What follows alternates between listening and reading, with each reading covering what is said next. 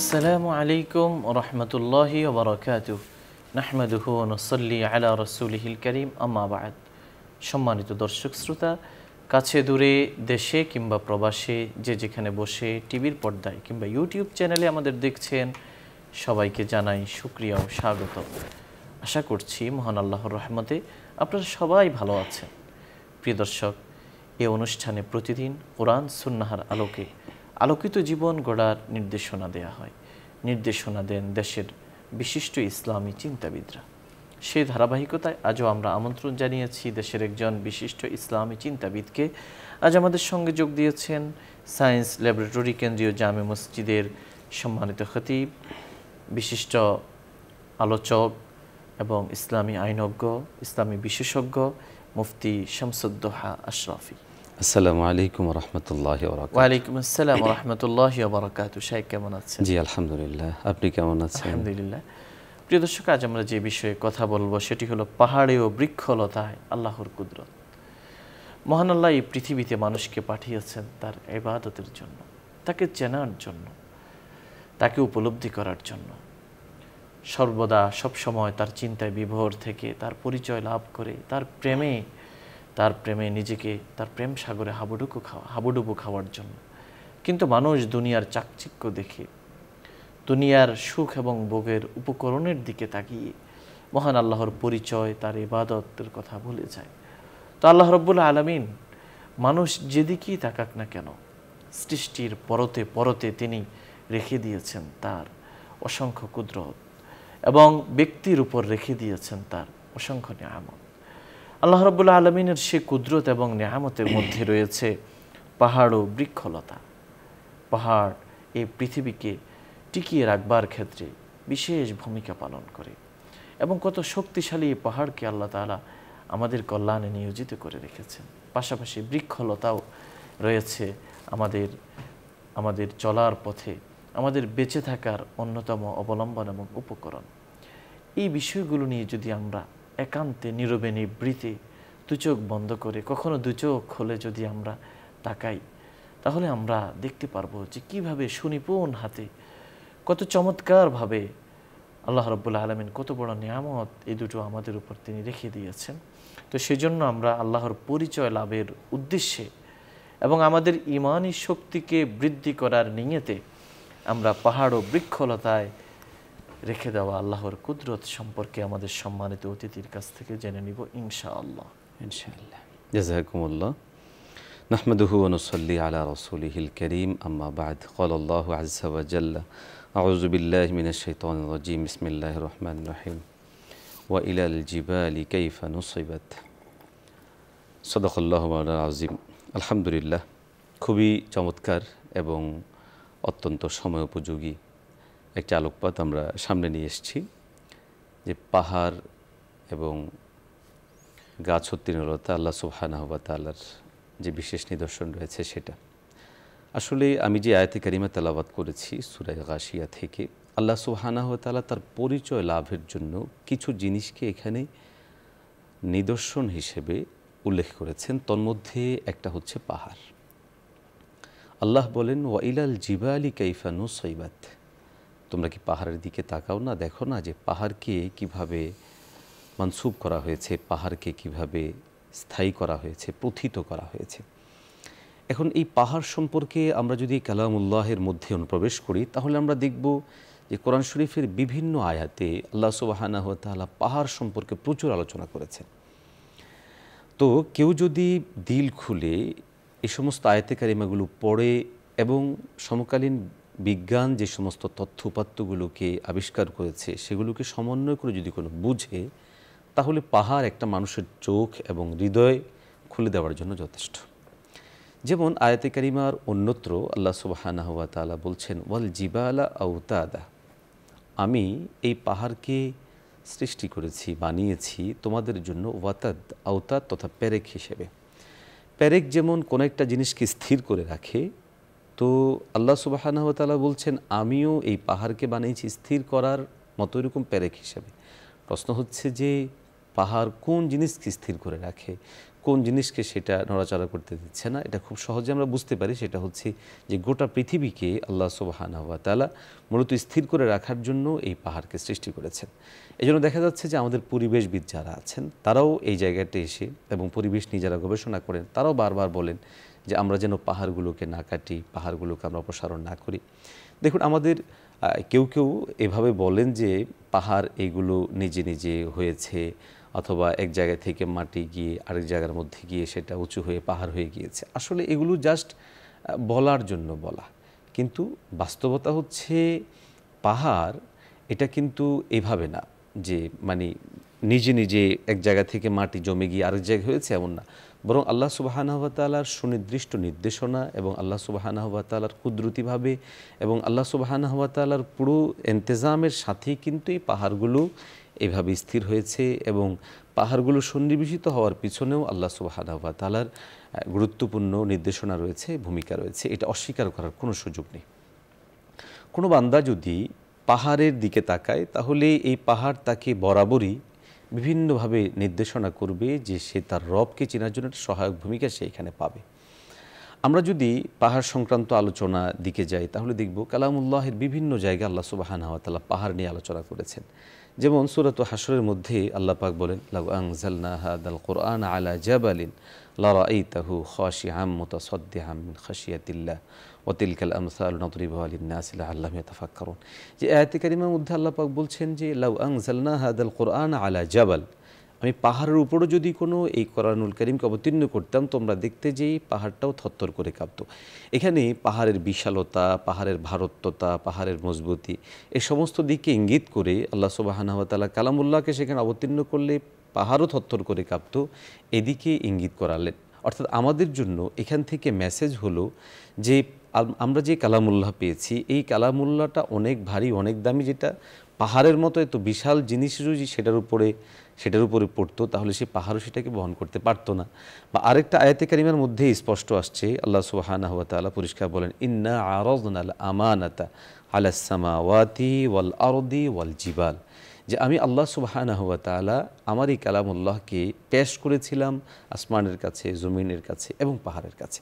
এখানে খেয়াল করুন, আসমান জমিনের পরেই পাহাড়ের কথা উল্লেখ করা থেকে স্পষ্ট হয় যে পাহাড় সম্পর্কে বা পাহাড়ের গুরুত্ব মহান সুবহানাহু ওয়া তাআলার কাছে কী পরিমাণ, এবং এই পাহাড়ের বিষয়গুলো আল্লাহ সুবহানাহু ওয়া তাআলা বিভিন্নভাবে বিভিন্ন আয়াতে কারিমার মধ্যে একইভাবে উল্লেখ করেছে। দেখুন, আমরা তো পাহাড়কে পাহাড় হিসেবে বাহ্যিকভাবে দেখি, কিন্তু এই পাহাড় আল্লাহ সুবহানাহু ওয়া তাআলার জিকির করে, আল্লাহ সুবহানাহু ওয়া তাআলার তাসবিহ আদায় করে।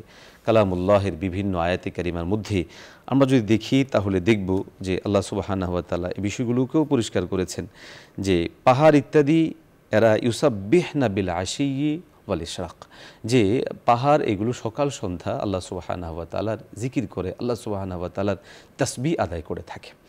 এগুলো তো গেল বাহ্যিকভাবে আমাদের ধর্মীয় দৃষ্টিকোণ থেকে বর্ণনা, যে পাহাড়ের গুরুত্বটা আমরা এই জায়গা থেকে উপলব্ধি করতে পারি যে বাহ্যত এই পাহাড়কে আমরা যদিও বাহ্যিকভাবে দেখি যে এরকম, কিন্তু এই পাহাড় তাসবিহ আদায় করা বা পাহাড় আল্লাহ সুবহানাহু ওয়া তাআলার বিশেষ কুদরতি জায়গা থেকে বাহ্যত যদি আমরা দেখি তাহলে আমরা দেখব যে আজকে আমাদের যে পর্বত অঞ্চল যেগুলো আছে বা পাহাড়ি অঞ্চল, আপনি যদি সেগুলোর দিকেও তাকান এবং পাহাড়ি অঞ্চলগুলোকে যদি ভালোভাবে মেকানিজম করা যায় এবং সেগুলোকে যদি সুন্দরভাবে সাজিয়ে এবং সেখানে ভালোভাবে যদি ফসল ইত্যাদি উৎপাদন করা যায় তাহলে দেখা যাবে যে একটা রাষ্ট্রের জন্য এই জায়গাটায় অনেক বড় ভূমিকা পালন করবে।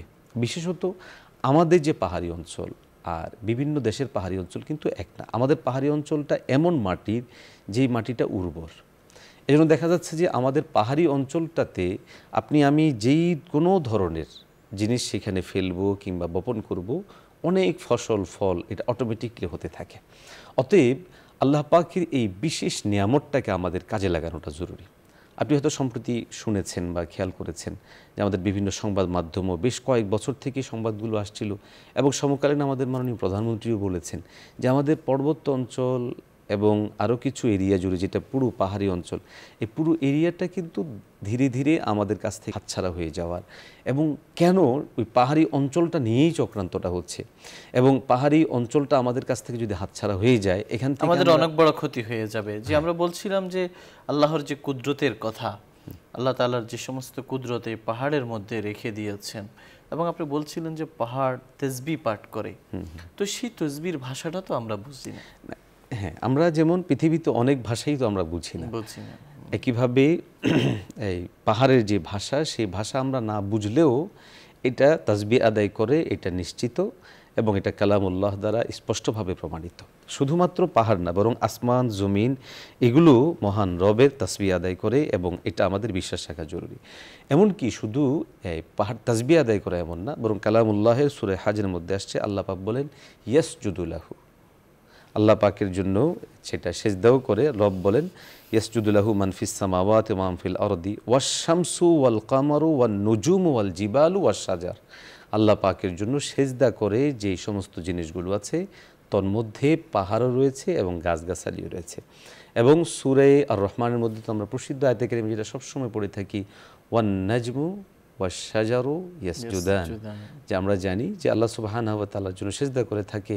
এখন কেউ বলবে যে গাছ কিভাবে সেজদা করে, গাছের সেজদা, গাছের তাসবিহ, গাছের জিকির, এই সমস্ত জিনিসগুলো আমাদের যদি জানা নাও থাকে, তারপরেও আমরা এটা নিশ্চিতভাবে আমাদের বিশ্বাস করা জরুরি যে হ্যাঁ, অবশ্যই সে তারা আল্লাহ সুবহানাহু ওয়া তাআলা তাসবিহ আদায় করে। দেখুন, পাহাড়, আপনি আমি যদিও ভাবি যে পাহাড় এটা স্থিরভাবে এক জায়গায় বসে আছে, কিন্তু কালামুল্লাহের মধ্যে আল্লাহ পাক সূরা আন-নামল 88 নম্বর আয়াতের মধ্যে বলছেন ওয়াতারাল জিবালা তাহসাবুহা জামিদাতান ওয়া হিয়া তামুররু মাররাস সাহাবি। আল্লাহ পাক বলছেন যে তোমরা ধারণা করো যে হয়তোবা যে পাহাড় এগুলো জামেদা, একটা জায়গার মধ্যে জমে আছে, বসে আছে। ওয়াহিয়া তামুররু মাররাস সাহাব, রব বলছেন যে বৃষ্টি যেমন চলে, পাহাড়ও একইভাবে চলতে থাকে। এখন প্রশ্ন হতে পারে যে পাহাড় কীভাবে চলে? আমরা দেখি সবসময় পাহাড় যেখানে আছে ওখানেই ছিল। এখন পাহাড়ের এই চলতামানতা, এই রূপ, এই সমস্ত বিষয়গুলো হয়তো এখনও পর্যন্ত আমাদের সামনে আবিষ্কার হয়নি, পরিষ্কার হয়নি, এই জন্য আমরা সেগুলো উপলব্ধি করছি না, বুঝতে পারছি না। কিন্তু আয়াতে কারিমার মধ্যে আল্লাহ সুবহানাহু ওয়া তাআলা সেটা যেহেতু দিয়ে রেখেছেন এবং স্পষ্টভাবেই বলেছেন, অতএব এটার উপর ঈমান আনা এবং সেটা বোঝার জন্য আমাদের চেষ্টা করে রাখাটা আমাদের জন্য জরুরি। পাহাড় ইত্যাদি আল্লাহ সুবহানাহু ওয়া তাআলার বিশেষ সৃষ্টি। আল্লাহ পাক এই পাহাড় ইত্যাদিতে অসংখ্য অগণিত নিয়ামত রাজি রেখে দিয়েছে। দেখুন, আমরা যদি খনিজ সম্পদগুলোর দিকেও তাকাই, তাহলে দেখব যে অধিকাংশ খনিজ সম্পদের প্রাপ্তিস্থল কিন্তু পাহাড় এবং পাহাড়ের আশপাশের অঞ্চলগুলো হয়ে থাকে। এই জন্য আমাদের দেশে আমরা প্রচুর পরিমাণ খনিজ সম্পদ ইত্যাদির সন্ধান যদি পাই, তাহলে দেখব যে বেশিরভাগ খনিজ সম্পদের সন্ধান কিন্তু পাহাড় এবং পাহাড়ি অঞ্চলের কাছাকাছি জায়গাগুলোতে হচ্ছে। এবং বিভিন্ন দেশে একই অবস্থা দেখা যাচ্ছে যে অনেক খনিজ সম্পদগুলো সেগুলো পাহাড় এবং পাহাড়ের কাছাকাছি জায়গাগুলো থেকেই হচ্ছে। তো এই জন্য পাহাড়ের বিষয়টাতে আমাদের খুবই সতর্কতা, সাবধানতা জরুরি। এবং পাহাড় আল্লাহ সুবহানাহু ওয়া তাআলার এই যে বিশাল সৃষ্টি, এই বিশাল এই সৃষ্টির ব্যাপারে আমাদের সতর্কতা জরুরি এবং এটাকে কাজে লাগিয়ে আমরা আমাদের ব্যক্তিগত প্রয়োজন, রাষ্ট্রের প্রয়োজন ইত্যাদি পূরণের জন্য কাজ করা, এটা আমাদের জন্য খুবই জরুরি। পাশাপাশি আল্লাহ সুবহানাহু ওয়া তাআলা যে তৃণলতাগুলোকে সৃষ্টি করেন, দেখুন গাছগাছালি তৃণলতা, আমরা সবসময় একটা কথা বলি যে আল্লাহ সুবহানাহু ওয়া তাআলা যেমনটা বলেছেন সাব্বাহা লিল্লাহি মা ফিস সামাওয়াতি ওয়াল আরদ, এটা তো একবারে ব্যাপক আয়াত যে সমস্ত জিনিস আল্লাহ পাকের তাসবিহ আদায় করে। এরপরে আমরা একটু আগে যে সূরা হজের আয়াতে কারিমে পাঠ করলাম 18 নম্বর আয়াত, সেখানে আল্লাহ পাক ব্যাপকভাবে আরও বিস্তারিত বলেছেন যে কীভাবে প্রতিটা জিনিস তাসবিহ আদায় করে, জিকির করে। তো তাসবিহ জিকির ছাড়াও এই যে জিনিসগুলো এখন দেখা যাচ্ছে বিজ্ঞান যত উন্নত হচ্ছে, আপনি আমি ততই খেয়াল করছি যে এক একটা জিনিস এক একটা কাজে কিন্তু আমাদের লাগছে। বিশেষ করে আমাদের চিকিৎসা শাস্ত্র যত উন্নত হয়েছে এবং চিকিৎসা শাস্ত্রের মূল যেই কাঁচা জিনিসগুলো, সেটা যদি আপনি খেয়াল করেন তাহলে দেখবেন কাঁচামাল বা তার উৎস, কাঁচামাল বা উৎস এর পুরোটাই কিন্তু প্রকৃতি থেকে নেওয়া। এবং প্রকৃতির এই জায়গাটা যতদিন পর্যন্ত ধরে রাখা যাবে ততদিন পর্যন্ত আমাদের জন্য সেটা উপকার হবে। তো আল্লাহ সুবহানাহু ওয়া তাআলা এই সমস্ত জিনিসগুলোকে আমাদেরকে দান করেছেন, আমরা যেন সেখান থেকে উপকৃত হই এবং এর মাধ্যমে আল্লাহকে চিনি। পাহাড় নিয়ে আল্লাহ সুবহানাহু ওয়া তাআলা একটা চমৎকার উদাহরণ দিয়েছেন, যে সেটা হচ্ছে সূরাতুল কারিয়ার মধ্যে আল্লাহ পাক রব্বুল আলামিন এই যে পৃথিবী ধ্বংস হয়ে যাবে, পৃথিবী ধ্বংসের ভয়াবহতা বোঝানোর জন্য কালামুল্লাহের মধ্যে বলছেন ওয়াতাকুনুল জিবালু কাল ইহনিল মানফুস, যে পাহাড় এটা তোমরা দেখবে কেমন, ওয়াতাকুনুল জিবালু কাল ইহনিল মানফুস, যে তোমরা যখন ধ্বনিত তুলা, তুলা যখন মানুষ ধোনে, অর্থাৎ লেপ তোষক বা বালিশ ইত্যাদি বানানোর জন্য যে প্রক্রিয়াজাত করা হয়, ধোনা হয়, ওই সময়ে যেমন এগুলো উঠতে থাকে, যে কিয়ামত পূর্ব সময়ে যখন পৃথিবী ধ্বংস হবে, ধ্বংসের ওই সময়টাতে এসে পাহাড় ইত্যাদি ঠিক ওইভাবে উঠতে থাকবে। তাহলে আল্লাহকে চেনার জন্য পাহাড় যেমন আল্লাহকে চিনা এখন স্থির অবস্থায়, এটা যেমন পাহাড় আল্লাহকে চেনার জন্য নিদর্শন, আবার যেদিন পৃথিবী শেষ হবে সেই দিনও আল্লাহকে চেনার জন্য এই পাহাড় একটা বড় বড় নিদর্শন হবে। আপনি আমি একটু কল্পনাও যদি করি যে এত বিশাল পাহাড় উড়বে কীভাবে, তাও সেটা তুলার মতো করে, তো আপনি আমি খুব সহজেই এটার প্রশ্নোত্তর এসে যাবে দিল থেকে, সেটা হচ্ছে আল্লাহ যেদিন চাইবেন সেদিন সেটা উড়বে এবং সেটা তুলার মতোই উড়বে, সেদিন সেটাকে আটকে রাখার মতো কোনো সুযোগ থাকবে না। তো এই জন্য আমরা মনে করি যে আল্লাহ পাকের এই বিশেষ সৃষ্টি পাহাড় এবং আল্লাহ পাকের বিশেষ সৃষ্টি গাছগাছালি, এগুলোর আল্লাহর সৃষ্টির যে বিশেষ উদ্দেশ্য আছে এখানে যেন ব্যাহত না হয়, এই জায়গাটার প্রতি আমাদের খুবই গুরুত্ব দেওয়া জরুরি। এই জন্য আমাদের বনাঞ্চল, আমাদের পাহাড়ি অঞ্চল, এগুলোতে আমরা দু ধরনের চক্র আমরা খেয়াল করি। একটা চক্র হচ্ছে যারা পাহাড় কাটছে, পাহাড়ের মাটিগুলোকে এক জায়গা থেকে আরেক জায়গায় সরিয়ে নিচ্ছে, বিশেষ করে ইটের ভাটা অথবা ইট ইত্যাদি বানানোর জন্য, অথবা অনেক সময় দেখা যাচ্ছে যে পাহাড়ি মাটিগুলো আরেক জায়গায় বিক্রি করে, যেহেতু এগুলো একটু বালুময়, এগুলো বেশি মূল্য পাওয়া যাচ্ছে, তো কিছু কিছু স্বার্থান্বেষীরা পাহাড়গুলোকে কেটে এখানে তো সে সাময়িকভাবে লাভবান হচ্ছে। কিন্তু দেখুন, পাহাড়কে আল্লাহ পাক বলেছেন ওয়াজআলনাল জিবালা ওয়াল জিবালা আওতাদা, এই যে আমি পাহাড়কে প্যারেক হিসেবে তৈরি করেছি। প্যারেক কিন্তু জমিনকে স্থির রাখে, যখনই অস্থিরতা তৈরি হয় তখনই কিন্তু ভূমিকম্প হচ্ছে। এই যে ভূমিকম্প বৃদ্ধির পিছনে বাহ্যিক, এমনিতে তো ভূমিকম্পটা আল্লাহর কুদরত থেকে হয়, কিন্তু বাহ্যিকভাবে একটা কারণ কিন্তু হচ্ছে পাহাড় নিধন। এই জন্য পাহাড় নিধনের ব্যাপারে আমাদের রাষ্ট্রীয়ভাবে আইন আছে। এই ক্ষেত্রে আমরা মনে করি আইনের প্রয়োগ যদি থাকে এবং যারা অপরাধের সাথে যুক্ত হয় তাদেরকে খুব দ্রুততার সাথে এই কাজ থেকে বারণ করা, এবং যারা এই কাজগুলো করছে তাদেরকে এখান থেকে মজবুতির সাথে সরিয়ে আনা জরুরি। যদি কোনো না করা হয়, আর পাহাড় যদি এভাবে নিধন চলতে থাকে, একটা পর্যায়ে আমাদের দেশে ভূমিকম্পের প্রবণতা প্রচণ্ডভাবে বেড়ে যাবে। এমনিতেই তো বারবার বলা হচ্ছে যে আমাদের দেশ প্রচুর পরিমাণে ভূমিকম্প রিস্কের মধ্যে আছে। এখন যদি পাহাড়গুলো আরও বেশি পরিমাণ কর্তন করা হয় তাহলে আমরা বড় ধরনের ঝুঁকিতে পড়ব। দ্বিতীয়, যেটা বারবার আমাদের বিভিন্ন সংবাদ মাধ্যমে আসছে, সেটা হচ্ছে যে পুরো দখলদারিত্বের যে চক্রটা, এটার ব্যাপারেও আমাদের খুবই সতর্ক সাবধান হওয়া জরুরি যে পাহাড়কেই তারা ঠিক কী কারণে টার্গেট করলো। দেখুন, একটা দেশের খনিজ সম্পদ, একটা দেশের বাহ্যিক সম্পদ, আমাদের পাহাড়গুলো থেকে যে পরিমাণ ফল আমরা পাই, সাপোর্ট পাই, আর যদি পাহাড়গুলো আমাদের হাতছাড়া হয়ে যায় তাহলে কিন্তু এখানে আমরা বিশাল বড় ক্ষতিগ্রস্ত। এবং অনেক সময় দেখা যায় এই পাহাড়গুলো নানা ধরনের প্রাকৃতিক দুর্যোগ থেকেও আমাদের জন্য এটা প্রোটেকশন। অবশ্যই সেটা প্রোটেকশন দিয়ে থাকে, এবং বিশেষত পাহাড়ি অঞ্চলের একটা বড় বিশেষত্ব হচ্ছে এখানে প্রচুর গাছগাছালি থাকে, এবং গাছগাছালিগুলো আমাদের পরিবেশের জন্য যথেষ্ট পরিমাণ উপকারী, এবং আল্লাহ সুবহানাহু ওয়া তাআলা গাছগাছালিগুলোকে সৃষ্টি করেছেন যেন আমাদের আবহাওয়া ইত্যাদিকে পরিশুদ্ধ করে। এবং আমাদের পাহাড়ের কথা যখন আসে তখন আমরা তো দেখি সেখানে ঝর্ণাও থাকে, তো এই ঝর্ণার যে পানিগুলো, এগুলো কি কতটা পবিত্র বা এটা কতটা খাবারের উপযোগী? হ্যাঁ, অবশ্যই পবিত্র এবং খাবারের উপযোগী, যতক্ষণ পর্যন্ত না আমরা সেখানে নিশ্চিতভাবে কোনো নাপাকির নিদর্শন দেখতে না পাবো ততক্ষণ পর্যন্ত আমরা সেই পানিগুলো অবশ্যই খেতে পারবো, এবং সেই পানিগুলো খেতে আমাদের কোনো ধরনের বিধিনিষেধ এখানে থাকবে না। আরেকটা হচ্ছে যে পাহাড়ি অঞ্চলগুলো তারপর যদি খেয়াল করেন তাহলে দেখবেন যে এই যে পশু চাষ, আমাদের বিভিন্ন সময়ে দেখা যাচ্ছে যে পশু ইত্যাদি চাষাবাদের বড় একটা প্রজেক্ট তৈরির জন্য আমরা মনে করি যে পাহাড়ি অঞ্চলগুলোতে যদি কোনো সাজিয়ে তোলা হয় এবং ওখানে যদি সুসজ্জিতভাবে বিভিন্ন প্রজেক্ট তৈরি করা হয়, গরুর প্রজেক্ট, ছাগলের প্রজেক্ট, ভেড়া দুম্বার প্রজেক্ট, এই ধরনের প্রজেক্ট যদি কোনো পাহাড়ি অঞ্চলগুলোতে তৈরি করা যায় তাহলে আমি মনে করি আমাদের জন্য অন্যান্য খাদ্যদ্রব্যের সাপোর্টিংয়ের পাশাপাশি আমাদের গোস্তের যে সাপোর্টটা আছে এটা আমাদের পাহাড়ি অঞ্চল থেকে ভালোভাবে আসতে পারে। এবং এই জায়গাটা আমরা খেয়াল করেছি যে আগেকার সময়ে পাহাড়ি যারা বসবাস করতেন তাদের মধ্যে এই ধরনের প্রবণতাটা ভালো ছিল চাষাবাদের প্রতি অথবা এরকম গরু ইত্যাদি পালন ইত্যাদি। কিন্তু ইদানিং সময় দেখা যাচ্ছে যে আধুনিকতার ছোঁয়া সব জায়গায় লেগেছে। এখন দেখা যাচ্ছে পাহাড়ি অঞ্চলের লোকজনও ধীরে ধীরে শহরের অঞ্চলের লোকজনের মতো চাষাবাদ থেকে বের হয়ে আসা অথবা গাছগাছের লাগানো থেকে বের হয়ে আসা, অথবা এরকম গরুর খামার করা থেকে বের হয়ে আসা একটা প্রবণতা তৈরি হয়েছে। তাদেরকে এই প্রবণতা থেকে বের করে বরং ওখানে ইনভেস্ট করা এবং তাদের জন্য পরিবেশ তৈরি করাটা আমাদের জন্য জরুরি। দেখুন আমাদের দেশের যে পাহাড়, এখানে যে কোনো গাছগাছালি তরুণতা আপনি যে কোনোভাবে লাগালেই সেখানে হয়ে যাচ্ছে। এত বড় একটা নিয়ামতকে যদি আমরা কাজে না লাগাই, আর পাহাড়ি যে সমস্ত ভাইরা আছেন তারাও যদি সেখান থেকে বের হয়ে চলে আসে, তাহলে একটা পর্যায়ে আমরা প্রচুর পরিমাণে আমদানি নির্ভর হয়ে পড়ব। আর কোনো একটা দেশ যদি আমদানি নির্ভর হয়ে পড়ে খাদ্যে, গোস্তে, সব দিক থেকে, তাহলে দেখা যাচ্ছে যে দ্রব্যমূল্যের যে ঊর্ধ্বগতির যে মাত্রাটা, এটা ধীরে ধীরে আরও প্রচুর পরিমাণে বাড়তে থাকবে।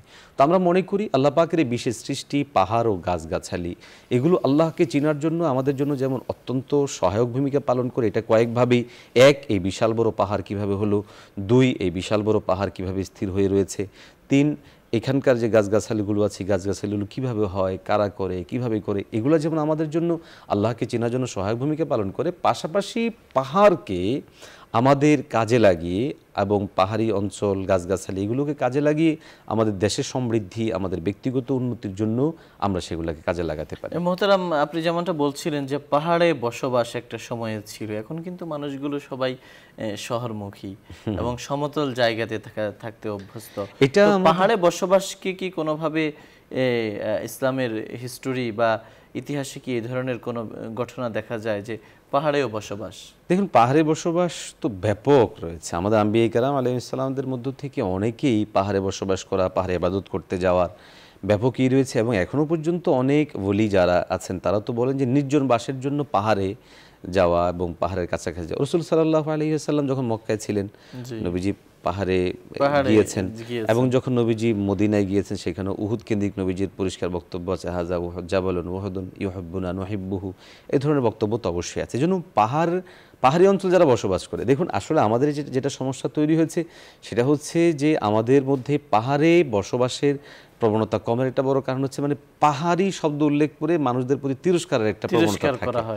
দেখুন এই জায়গাটা থেকে বের হয়ে আসা জরুরি। পাহাড়ের পরিবেশটা সুন্দর, পাহাড়ের আবহাওয়া সুন্দর, পাহাড়ের মধ্যে চলাচল সুন্দর। যারা পাহাড়ে বসবাস করে, আমাদের বাড়ির কাছাকাছি জায়গায় লালমাই পাহাড় রয়েছে, সেখানেও আমরা গিয়ে দেখি যে আমাদের এরিয়ার যে আবহাওয়া ওখানকার চেয়েও পাহাড়ের আবহাওয়া কিন্তু অনেক উন্নত। আর সবচেয়ে গুরুত্বপূর্ণ বিষয় হচ্ছে যখন আমাদের পাহাড় নিয়ে কথা উঠছে বারবার, বিশেষ করে পার্বত্য অঞ্চল আমাদের হাতছাড়া হয়ে যাওয়ার একটা আওয়াজ যখন বারবার উঠছে, সেখানে আমি মনে করি যে আমাদের ব্যাপকভাবে পাহাড় কেন্দ্রিক আগ্রহী হওয়া এবং পাহাড়ে বসতি বাড়ানোর জন্য। মোহতারাম, এখানে আমি আপনার কাছ থেকে একটি বিষয় জানতে চাইবো যে এই যে বনাঞ্চল, দীর্ঘ বনাঞ্চল পড়ে আছে, এগুলো তো আসলে মালিকানা নেই। এই ক্ষেত্রে মালিকানাগুলোর ক্ষেত্রে কি কোনো মানে পরামর্শ আছে যে এভাবে মালিকানা সাব্যস্ত করা যায়, বা যে দখল করে নিল সে কি মালিক, এই ধরনের কোন ইসলামের দৃষ্টিভঙ্গি কি? এমনিতে আসলে আমাদের বাংলাদেশের বনাঞ্চলের যে সমস্ত জায়গাগুলোতে সুনির্দিষ্ট ব্যক্তির মালিকানা সাব্যস্ত নয়, সেটা তো রাষ্ট্রের সম্পদ। অতএব রাষ্ট্র, আমি যেটা আমার আলোচনায় স্পষ্ট করেছি সেটা হচ্ছে যে রাষ্ট্র তার ওই বনাঞ্চলের ওই জায়গাগুলোকে কাজে লাগিয়ে, আমি যেমনটা বললাম, সেখানে বিভিন্ন ফার্ম তৈরি করা যেতে পারে, গরুর ফার্ম, ছাগলের ফার্ম, অথবা বিভিন্ন ফার্ম যেগুলো পশু আমাদের খাদ্য ইত্যাদি, তাদের মানে তরুলতা, গাছ পাতা ইত্যাদি, তো এদের জন্য ওই জায়গাগুলো সুইটেবল হবে। এবং এই জায়গাটা যখন সেখানে আমাদের রাষ্ট্রীয় ব্যবস্থাপনায় যখন ব্যাপকভাবে খামার ইত্যাদি সেখানে তৈরি হবে, দেখা যাবে বহু মানুষ সেখানে বসবাস, বহু মানুষ সেখান থেকে আর্নের একটা সোর্স তৈরি হবে, উপার্জনের একটা মাধ্যম তৈরি হবে। দ্বিতীয়ত হচ্ছে ওই জায়গাগুলো ধীরে ধীরে আবাদ হবে। আর যখন ধীরে ধীরে আবাদ হবে, দেখুন আমি যদি শুধু সাজেকের কথা বলি, আজকে সাজেকের এই ছোট্ট একটা অংশকে কাজে লাগিয়ে আজকে কিন্তু পুরো পর্যটন কেন্দ্র গড়ে উঠেছে, এবং এটার আয় দ্বারা কিন্তু বিশাল একটা রাজস্ব আমাদের হচ্ছে। একইভাবে যদি পরিকল্পিতভাবে আমাদের আরও কিছু পয়েন্ট কীভাবে সাজিয়ে তোলা যায় পাহাড়ে, তাহলে দেখা যাবে যে অনেকগুলো উপকার হবে। এক, রাজস্ব বাড়বে, দ্বিতীয় হচ্ছে যে এরিয়াগুলো চমৎকার হবে, তৃতীয় হচ্ছে যে দখলদারিত্বের যে আওয়াজ বারবার ওঠে সেটা কিন্তু ধীরে ধীরে কমে যাবে। অতএব এটাকে কাজে লাগানো আমাদের জন্য জরুরি। আপনি যেমনটা বললেন যে অনেক পাহাড়ি অঞ্চল পড়ে আছে, তো পড়ে আসার বিষয়টা কমে আসবে এবং কমে আনা আমাদের জন্য জরুরি। শুকরিয়া মোহতারাম, আপনি আমাদের বলছিলেন পাহাড়ে ও বৃক্ষলতায় আল্লাহর কুদরত সম্পর্কে। প্রিয় দর্শক, আজ আমরা এই আলোচনা থেকে যে বিষয়গুলো জানতে পেরেছি সেগুলো হলো কোরআনে, পবিত্র কোরআনুল কারিমে বহু জায়গায় আল্লাহ রাব্বুল আলামিন পাহাড়ের প্রতি দৃষ্টি নিবদ্ধ করার ব্যাপারে তাগিদ দিয়েছেন। তিনি বলেছেন, ওয়া ইলাল জিবালি কাইফা সুতিহাত, অনুরূপভাবে পবিত্র কোরআনে আল্লাহ রাব্বুল আলামিন মানুষের মনোযোগকে এভাবে কোরআনের প্রতি আকর্ষিত করতে গিয়ে তিনি বলেছেন যে এই কোরআনকে যদি আমি পাহাড়ে নাজিল করতাম তাহলে পাহাড় খণ্ড বিখণ্ড হয়ে যেত। তো এভাবে আল্লাহ তাআলা পাহাড়ের প্রসঙ্গগুলো নানা জায়গায় টেনে এনেছেন। ওয়া ইলাল জিবালি কাইফা নুসিবাত, এভাবে তিনি কোরআনে এসেছে বিষয়গুলো। ঠিক তেমনি পবিত্র কোরআনুল কারিমে কিছু আধ্যাত্মিক কথাও রয়েছে পাহাড় সম্পর্কে, যে এই পাহাড়গুলো তাসবিহ পাঠ করে। যদিও এই তাসবিহগুলো আমরা জানি না এবং আমরা শুনি না, ঠিক তেমনি কোরআনে রয়েছে যে এই পাহাড় আল্লাহর সেজদা করে। এই পাহাড় অনুরূপভাবে আল্লাহর হুকুমে এটা স্থানান্তরিত হয়। তো এই জিনিসগুলো আসলে ইমানের প্রশ্ন এবং এগুলো আমাদের ইমানেরই অন্যতম অংশ, যা কোরআনে বর্ণিত হয়েছে, যেভাবে বর্ণিত হয়েছে, যেটা আল্লাহ রাব্বুল আলামিনের ইচ্ছা সেই অনুসারে ইমান আনা এটা প্রত্যেক মুসলমানের জন্য করণীয়। পাশাপাশি পাহাড়ের মধ্যে আল্লাহ রাব্বুল আলামিন ওই দেশের মানুষের জন্য বিভিন্ন খনিজ পদার্থ গচ্ছিত রেখেছেন এবং এই পাহাড়কে পৃথিবীর বা ভূখণ্ডের টিকিয়ে রাখার জন্য আল্লাহ রাব্বুল আলামিন প্যারেকের মতো করে এটাকে তিনি ব্যবহার করেছেন। এবং এই পাহাড়গুলো কিয়ামতের দিবসে যখন কিয়ামত হয়ে যাবে তখন এই পাহাড়গুলো ধ্বংস হয়ে যাবে, খণ্ড বিখণ্ড হয়ে যাবে, অনেকটা তুলার মতো করে, এটা ধুনিতে তুলার মতো এগুলো উঠতে থাকবে। সর্বোপরি সবশেষে আমাদের বিজ্ঞ আলোচক আমাদেরকে পরামর্শ দিয়েছেন যে পাহাড় নিধন এটা কমাতে হবে এবং যথাসাধ্য পাহাড়গুলো আবাদ করার জন্য চেষ্টা করতে হবে এবং পাশাপাশি পাহাড়ের মধ্যে পশুপালন বৃদ্ধি করা, মানুষের বসবাস বাড়ানো, এই জিনিসগুলো করা গেলে এই পাহাড় নিধনকে রোধ করা যেভাবে সম্ভব হবে, ঠিক তেমনি কোনো ধরনের রাষ্ট্রবিরোধী চক্রান্ত ষড়যন্ত্র সেগুলোকেও রোধ করা সম্ভব হবে। আজ আমরা পাহাড় সম্পর্কিত আলোচনা এ পর্যন্তই। আমরা এই আলোচনার মধ্য দিয়ে আজকের মতো করে এই অনুষ্ঠানের সমাপ্তি ঘোষণা করছি। শেষ করার আগে আমরা সংক্ষেপে আল্লাহ রাব্বুল আলামিনের কাছে দোয়া করব। আসুন আমরা সবাই মিলে আল্লাহর কাছে কায়মানো বাক্যে দোয়া করি। আলহামদুলিল্লাহি রাব্বিল আলামিন ওয়াসসালাতু ওয়াসসালামু আলা আশরাফিল আমবিয়াই ওয়াল মুরসালিন ওয়া আলা আলিহি ওয়া সাহবিহি আজমাইন। ربنا ظلمنا أنفسنا وإن لم تغفر لنا وترحمنا لنكونن من الخاسرين. ربنا فاغفر لنا ذنوبنا وكفر عنا سيئاتنا وتوفنا مع الأبرار. ربنا آتنا في الدنيا حسنة وفي الآخرة حسنة وقنا عذاب النار. رب ارحمهما كما ربياني صغيرا. رب ارحمهما كما ربياني صغيرا. মওলাই কারীম আল্লাহ, আমরা যারা হাত তুলেছি আমাদের সবাইকে আপনি মাফ করে দেন। আয় আল্লাহ, আমাদের জিন্দেগীর সমস্ত গুনাহ খাতাগুলোকে আপনি ক্ষমা করে দেন। আয় আল্লাহ, পৃথিবীর বিভিন্ন প্রান্ত থেকে আমাদের যত ভাইয়েরা আমাদের সাথে হাত তুলেছে সবাইকে আপনি কবুল আর মঞ্জুর করে নেন। মওলাই কারীম আয় আল্লাহ, আমরা যারা হাত তুলেছি আমাদের কারো বাবা নাই, কারো মা নাই, কারো নিকটাত্মীয় দুনিয়া ছেড়ে চলে গেছে। আয় আল্লাহ, আপনি আমাদের স্বজনদের মধ্যে যারা দুনিয়া ছেড়ে চলে গেছে সবার কবরগুলোকে আপনি জান্নাতের টুকরা বানায় দেন। আয় আল্লাহ, যারা জীবিত আছে সবাইকে আপনি নেক হায়াত দান করে দেন। আয় আল্লাহ, আমাদের যাবতীয় জরুরিয়াতকে আপনি গায়বী খাজানা থেকে পূরণ করেন। আয় আল্লাহ, আপনি আমাদেরকে পূর্ণ ঈমান দান করেন। আয় আল্লাহ, আপনার মারিফত আমাদেরকে দান করেন। আয় আল্লাহ, আপনাকে চিনার, আপনাকে বুঝার, আপনাকে উপলব্ধি করার, আপনাকে পাওয়ার আবেগ ও আগ্রহ আমাদের অন্তরের মধ্যে দান করে দেন। মাওলাই কারীম আয় আল্লাহ, আপনাকে চিনার মতো কত উপলক্ষ আমাদের সামনে দিয়ে রেখেছেন। আয় আল্লাহ, আমাদের চোখ, আমাদের হৃদয় অন্ধ হয়ে গিয়েছে গুনাহের কারণ, এই জন্য চিনতে পারছি না। আয় আল্লাহ, আমাদের ওই সমস্ত বাধাগুলোকে দূর করে আপনার মারেফত দিয়ে আমাদের হৃদয়কে ভরপুর করে দেন। মাওলাই কারীম আয় আল্লাহ, আপনি আমাদেরকে যত ধরনের নিয়ামত রাজি দান করেছেন ওই সমস্ত নিয়ামত রাজিগুলোর বেশি বেশি করে শুকরিয়া আদায় করার তৌফিক দান করেন। মাওলাই কারীম আয় আল্লাহ আপনাকে চিনতে পারি, আপনাকে বুঝতে পারি, আপনাকে পাইতে পারি তৌফিক আমাদেরকে দান করে দেন। আয় আল্লাহ আমাদের এই প্রোগ্রামকে, আয়োজনকে আপনি কবুল আর মঞ্জুর করে নেন। আয় আল্লাহ এই আয়োজনের পিছনে যাদের অবদান আছে, বসুন্ধরা গ্রুপের সম্মানিত প্রতিষ্ঠাতা, পরিচালক, চেয়ারম্যান সাহেব সহ সমস্ত দায়িত্বশীলদেরকে আপনি কবুল আর মঞ্জুর করে নেন। আয় আল্লাহ চেয়ারম্যান সাহেবের পরিবারের সদস্যদেরকে আপনি কবুল করে নেন। সবসময় দিনী কাজ এবং নেক কাজ করার তৌফিক দান করেন। ইচ্ছায় অনিচ্ছায় কৃত ভুল ত্রুটি থেকে ফিরে আসার তৌফিক দান করেন। আয় আল্লাহ বেশি বেশি করে নেক কাজ করার তৌফিক দান করেন। আয় আল্লাহ সারা বিশ্বময় আপনি শান্তির ফায়সালা করে দেন। আয় আল্লাহ অশান্তির আগুনকে আপনি নিভায়া দেন। আয় আল্লাহ অশান্তির আগুনকে আপনি নিভায়া দেন। আয় আল্লাহ আমাদের ফিলিস্তিনি মজলুম ভাইদেরকে আয় আল্লাহ আপনি আপনার কুদরতিভাবে হেফাজত করেন। আয় আল্লাহ আপনি আপনার কুদরতিভাবে হেফাজত করেন। বাইতুল মুকাদ্দাসকে আপনি হেফাজত করেন। গোটা দুনিয়ার মুমিন ও মুসলমানদেরকে আপনি এক আর নেক বানায় দেন। আয় আল্লাহ গোটা দুনিয়ার মুসলমানদেরকে আপনি এক আর নেক বানায় দেন। আয় আল্লাহ সারা দুনিয়ার মধ্যে আপনি হেদায়েতের আয় আল্লাহ আলো ছড়ায়া দেন। আল্লাহ আমাদের যে সমস্ত ভাইয়েরা এখনো ঈমানের মধ্যে প্রবেশ করেনি, কুফরের মধ্যে নিমজ্জিত আছে, তাদেরকে দ্রুত ঈমানের ছায়াতলে আসার তৌফিক দান করে দেন। মাওলাই কারীম আয় আল্লাহ আমরা ইচ্ছা অনিচ্ছায় যেন কোনো গুনাহ না করি সেই তৌফিক আমাদের দান করেন। আল্লাহ সবসময় যেন নেক কাজ করতে পারি সেই তৌফিক দান করেন।